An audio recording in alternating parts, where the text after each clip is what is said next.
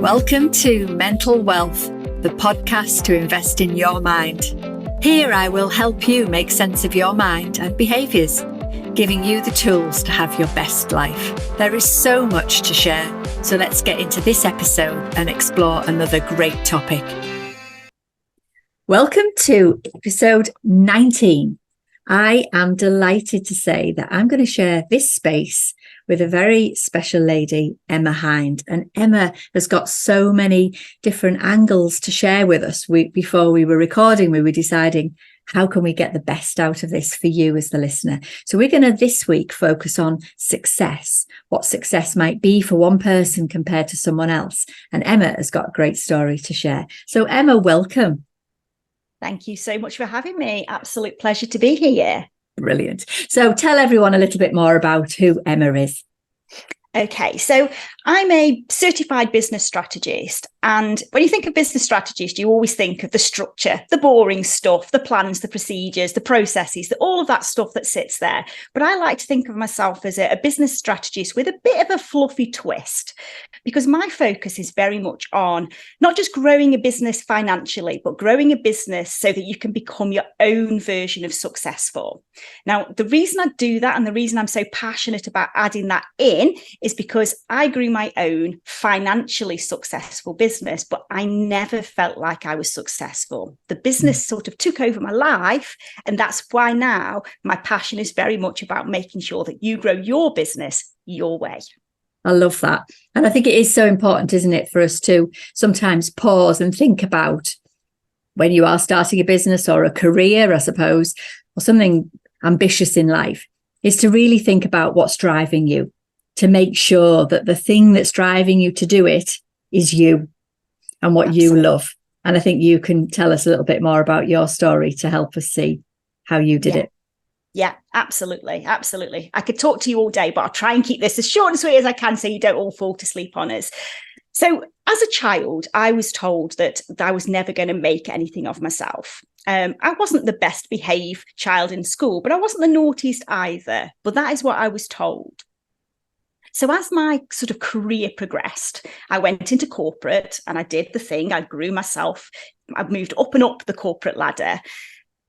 I realized I wasn't getting what I wanted out of life. I wanted more freedom. I wanted less structure, which is, considering my business strategist, is quite funny, really. But I wanted less structure in the sense that I got more choice over what I did and when I did it. So I launched a business. I launched an e-commerce business. Over the years, my focus for that business was very much about growth. I wanted to get the business to a financial position where I could, in my head, make the outside world look like I was something and that I had made something of my life. So it grew and grew and grew. And at the expense, really, of me, I was working ridiculously long hours. All my time and focus was business, all of the stuff, the normal stuff that we talk about, the things that I wanted, the freedom went. Laptop came on holiday. The children, it was as like they had to book time with me to see me. So it just took over my life, didn't make me happy at all. Very, very unhappy. I reached a point where I realized that, yes, I had a lot of material stuff in my life and I had grown a business to a level that people were, I think envious is the word to use. I used to have people all of the time saying to me they would love my life, they would love my business. But I just wanted to say, you don't, you really don't. It looks great, but it isn't. And I reached a point where I thought, what am I doing this for? Who am I actually doing this for? And the answer wasn't me. The answer was I wasn't doing this because it's what I wanted to do. It was because I was trying to prove something to other people, to people who don't even matter to me. It was a teacher when I was sort of 14, 15 years old. It didn't matter at all. But that is what I'd got in my head. So I did. I made huge changes, massive changes, effectively walked away from a 7-figure business, which is a scary thing to do. But I did it because I knew I needed to. I knew that if I didn't, life was going to become, I don't know what it was going to become, but it wasn't going to be a nice place to be. So I changed and I started a new business doing something that I love, following my passion. This time on my terms. I love that. But I think the thing that's most important that we need to just come back to for the listeners is, if there's something that you were told, because it's proof, isn't it, Emma, that you can go so far back. I mean, my stuff from my childhood also, I was told, I was basically made to believe that I wasn't good enough, couldn't get anything right, no matter what I did. There was always a comment or a criticism. So I spent years not feeling like I could do what was right for me because I was desperately trying to please others.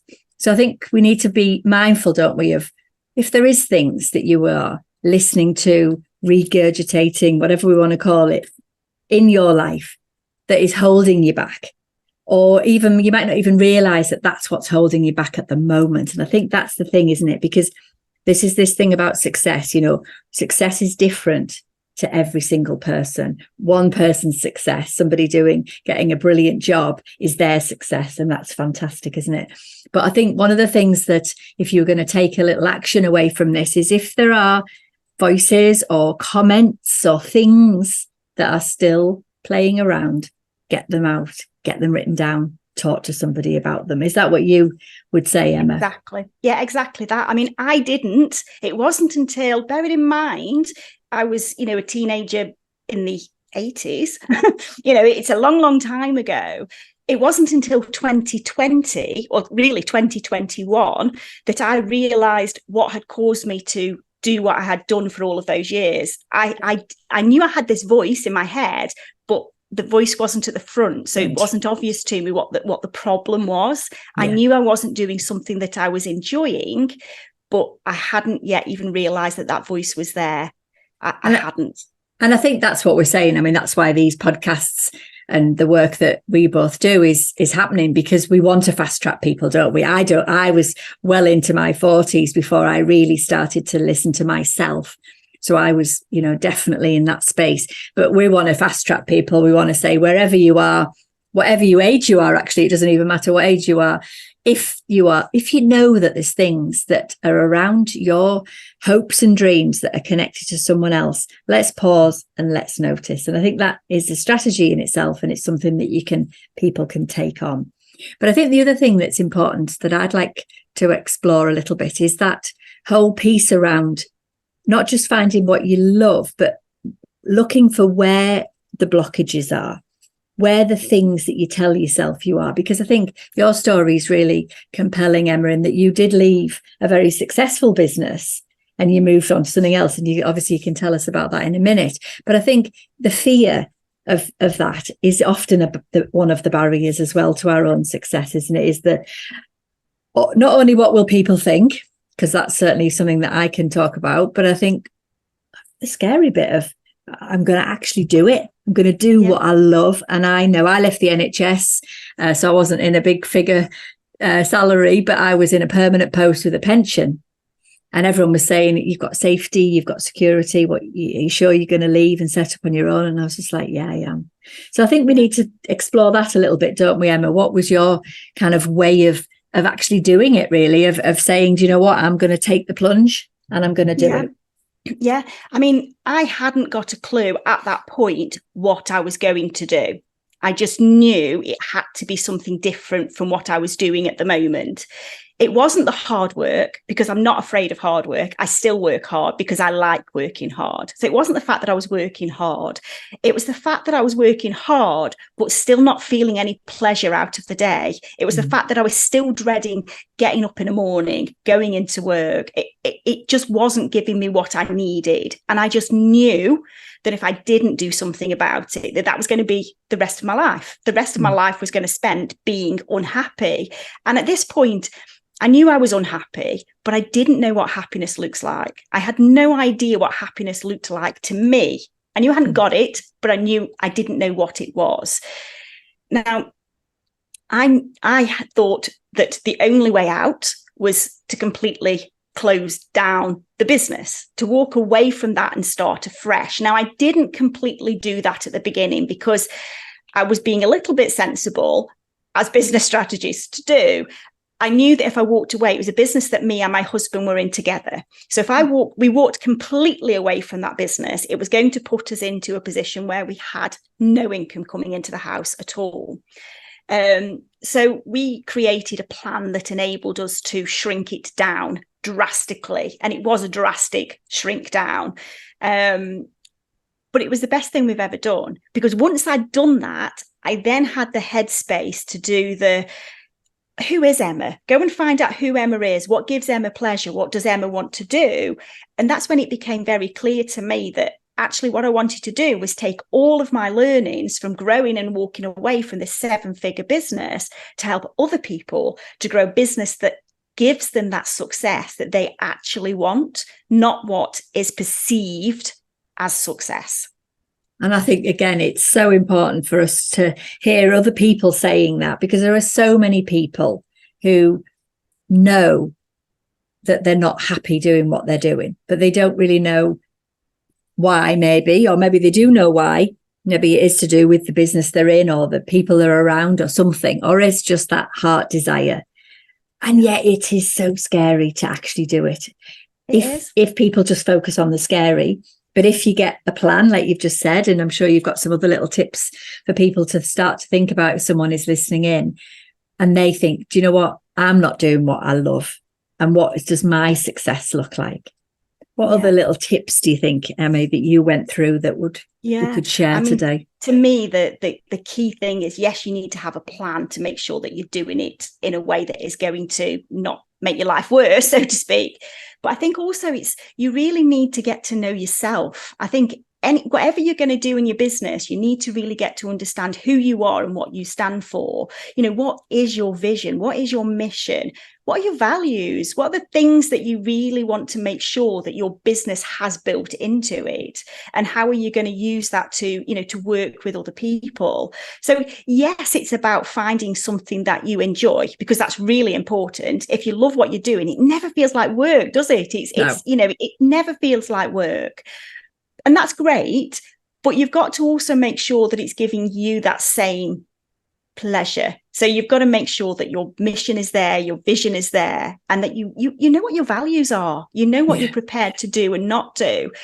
Business is scary. And when you do something like I did, when you make a drastic change to a business, or like Alison, you walking away from your career within the NHS, when you do something like that, it is scary. And people will question it. People will think you are silly. People will, judge you. They will. And there's no point pretending that they won't, because sadly, that's what people do. But the principle is, it doesn't matter, because what actually matters is you actually having a business that you enjoy, you actually having a life that you want to be part of. And that will only happen if you're prepared to have a plan and know exactly what it is you want to achieve. And what we're saying is, it is going to be out of your comfort zone, isn't it? And this would be the same if somebody was listening in and wanting to change their career to be something completely different, or push themselves to a higher level within a business as well. So obviously some of what we're talking about does relate to any aspect of changing a big thing in your life, or a small thing, actually. But I think, just like you say, thinking about your doubters, they might be having that doubt because they can't see themselves doing it. I mean, that was definitely my experience. People who were in the NHS, who were obviously quite happy there, were saying, oh, you can't do that. But that's because that's what they didn't want to do. And that's fine. Yeah. And I think it's just, like you say, it's listening to people who can support you. But I sense as well, Emma, particularly with your professional experience, it's having somebody who's going to be real and realistic with you as well, to help you make some of those plans. Exactly. It's really important to have the right people in your world, to surround yourself with the right people from a business perspective. And those people aren't always your nearest and dearest. They're not always, your husband, your wife, your children, your grandparents, your aunties, your best friend. They're not always the right people, should I say, to speak to from a business point of view. So having connections from a business perspective is a huge, huge game changer in terms of giving yourself what you need from your business. And that can be somebody that you're working with as a mentor, a strategist, a coach, whatever it is, or just people that I like to call business besties, people that you like to have in your world that you just connect with. Surrounding yourself with the right people is another key tip. It is, because those people will encourage your belief system to keep going. And Exactly. for me, our belief systems are created by the people around you. So if you are somebody who's been brought up with somebody very encouraging, you're likely to have higher self-belief. If you've been brought up with somebody who is less encouraging, it's not an exact science, but you're absolutely definitely likely to be less confident in a self way. So for me, it's people who are going to say, go on, you can do it, find a way, or help you find ways. Because there's always, that saying, isn't there? Don't give me a problem, just find me 3 solutions to the problem. And I would imagine that's so important, isn't it, when we're setting up businesses or we're making big career changes.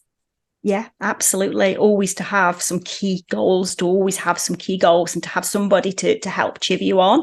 Having somebody there for accountability makes a massive difference. Now, I always say to anybody that if you're not in a position to be able to invest in accountability, then use some little techniques to help yourself. Write it down. Always write down what you want to achieve, because that is going to make you far more likely to achieve what it is.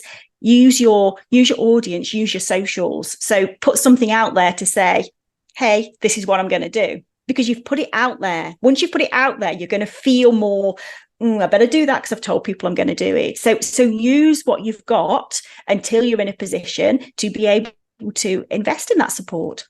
Definitely. And I think you raise a good point about sharing with others, because one of the things I'm really keen to do is for us to use some of the patterning and the habits that we have within us as a human to our advantage. So if we don't want to do comparisonitis, because that doesn't serve us when we're comparing ourselves to others unfavorably. That's not what we're saying. But when you use a mechanism that goes, I'll tell someone else and that'll make me do it, because that stems for us all back to wanting to please our parents and our teachers. So we have that in us. Let's use it. Let's use it to a positive advantage. So we're not worried about what they think, but we're sharing it so that helps us go, I don't want to feel embarrassed. I don't want to have to say I haven't done it. So let's use that mechanism that we all have as humans. We don't want to let other people down. So share it with somebody else, and then you're more likely to get it done, aren't you? Yeah, absolutely. And I think all of this stems down to actually understanding what success means to you as an individual. I know we touched on this earlier, that, success isn't the same to one person as it is to the next person. And I think it's the minute you actually completely, honestly, hand on heart, know what success means to you. And I don't mean you're looking at other people on Instagram and Facebook and all of these places and seeing them doing all of these fancy things, because I promise you what you see is not the full picture for anybody, for absolutely anybody. A lot don't share that. A lot only share the really fancy stuff. I don't. I'm dead open and honest. If anybody follows my socials, you'll see me talking about good stuff. You'll see me talking about the bad days, because that's real. That is real life. That is real business. So I think, you really need to dig deep and understand what success means to you. And that isn't always about a financial goal. It isn't. Yes, that may be part of it, because that financial goal might be what gives you the other things. But I would always ask you to dig deeper and deeper into what you think success is. So if you want to earn £5,000 a month, why? What are you going to do with that £5,000? Because the £5,000 aren't going to make you feel successful, but actually what you do with that money, what you do with your time to get that money, is what is going to make you feel like a successful person. So you really need to dig deep and understand what your version of success is. I think that's a really good exercise. And I think some of the things that come out of those kind of exercises are often old habits or things that we've been listening to. So an exercise that I think is springing to my mind is asking yourself, what is success is, and then list all the things that success is to you, and then success is not, and list all the things that success is not. Because in there, you might flush out some of the things that were quite old. So something I hear people say quite often is they were told when they were younger, don't show off. Mm-hmm. Don't be too fancy with yourself. And that can play out, can't it? So if we're going to be successful, we need to make sure that we haven't got some of these old things hanging around that might be getting in the way of us actually being that brilliant success. Yeah, completely. And don't compare. I know we're linking back to where we've already talked about, just don't compare yourself to other people. Don't think that because somebody's got a bigger house than you, a faster car than you, I don't know, whatever it is, that makes them more successful than you. It doesn't. It absolutely doesn't. And I'm living proof of that. I'm living proof that you don't have to have a huge amount of money to feel like a successful person. I feel successful now. Brilliant. I didn't back in 2020 when I'd got that 7-figure business. So nice. And it's so healthy to hear people say that. And we know, don't we? Let's be honest. We talk about social media and things not being truthful. We know there are people, hundreds of people out there who have got loads and loads and loads and loads of money and they're not happy.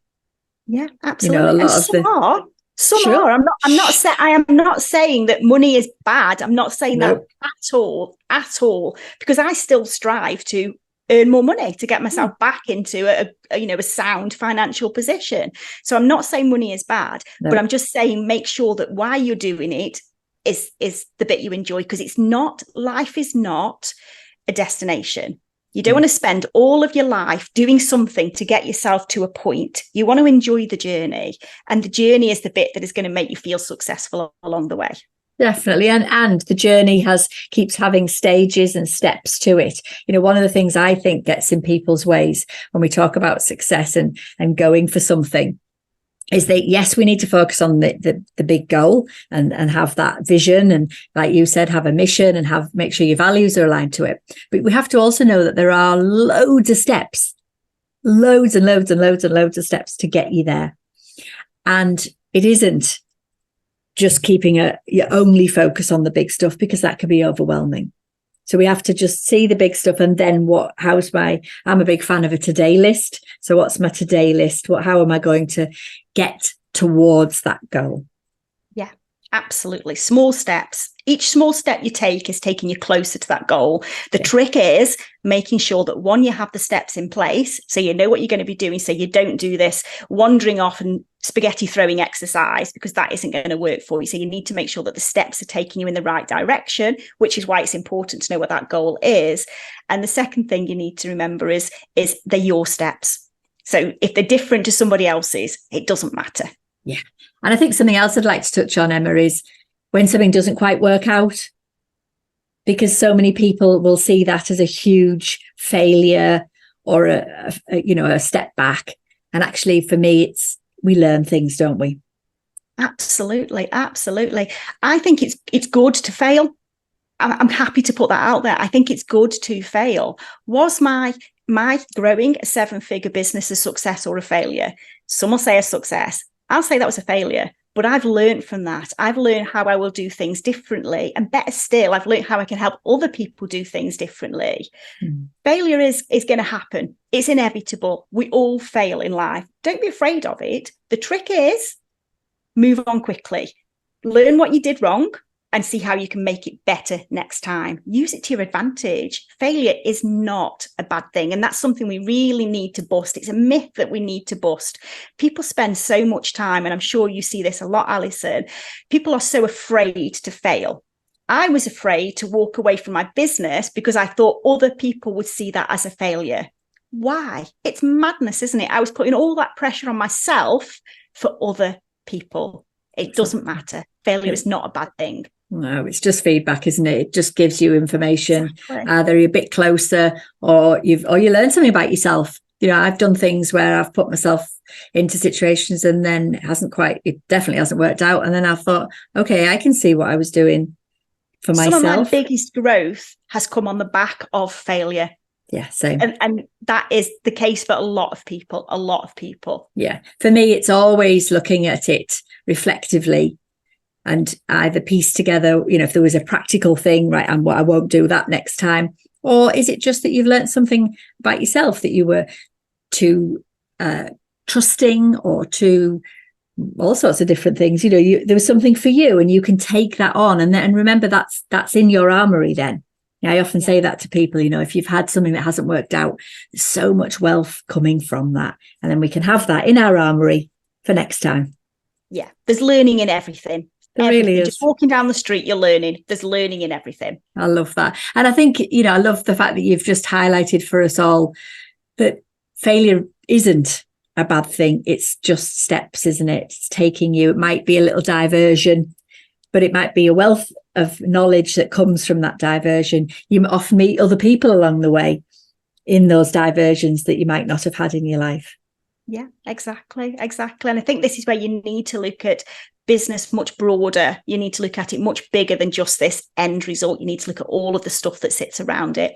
It's so much, isn't it? But I think the big thing about that is to make sure that all that stuff, and I'm often talking to people about not worrying about all that stuff all of the time, because that's the bit where I think you get, well, I certainly know that I used to get very overwhelmed by that, because I'd just be like, oh, I've got all these things I need to do, and I need to create all of and it's just, even that word just feels like you're just drowning, doesn't it? So for me, it does. Piecing things down. Do you have a little tip for people to chunk things down?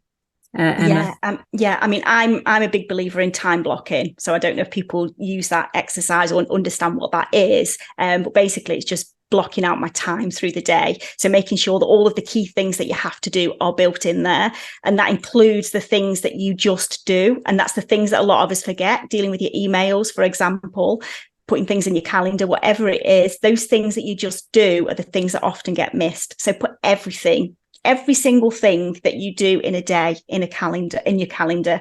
My calendar always looks like I'm the busiest person on the planet. It's all flexible stuff, that can be moved around. There's always gaps in there, but it's because I've literally got everything on. So if I'm going to spend half an hour scrolling social media, that is in my calendar. So I'm not just going off and doing things without doing it in a structured way. And it all has to start right at the top. It all has to start with having the right strategy. So you know that what you're doing that week are the things that are going to move you closer to that goal. We talk about little steps, but you need to understand what the bigger goal is so you can start to chunk that down. So yeah, time blocking is a game changer when it comes to making sure you're doing the right things. Yeah, and I think it's that discipline then, isn't it? For me, when you do time block things out, the jobs that you've made up in your head are really difficult. Get them done. Yeah, exactly. And you've got to learn how to be strict with your own boundaries as well. So you've got to learn that it's okay to say no. Don't be afraid to say, I can't fit that in. You can always offer an alternative time or something else, but, don't let your boundaries sort of fall apart just because you're frightened to say no.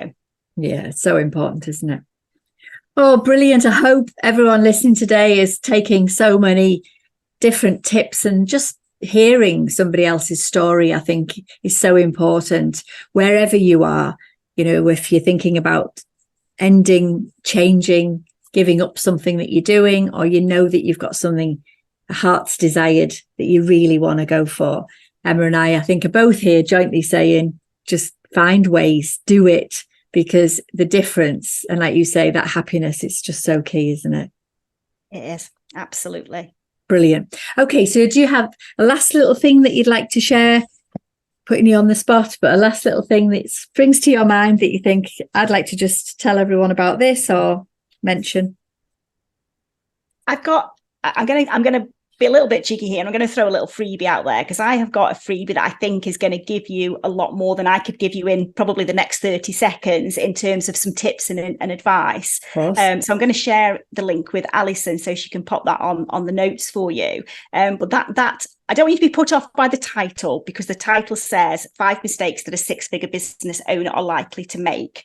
Now, that is suitable. The content in there is suitable for absolutely any stage of business, because it is going to tell you the things that you may do wrong that you can prevent doing wrong. So whatever stage you're at. So there's some great tips in there. It says 5, there's actually 10. Nice. Oh, great.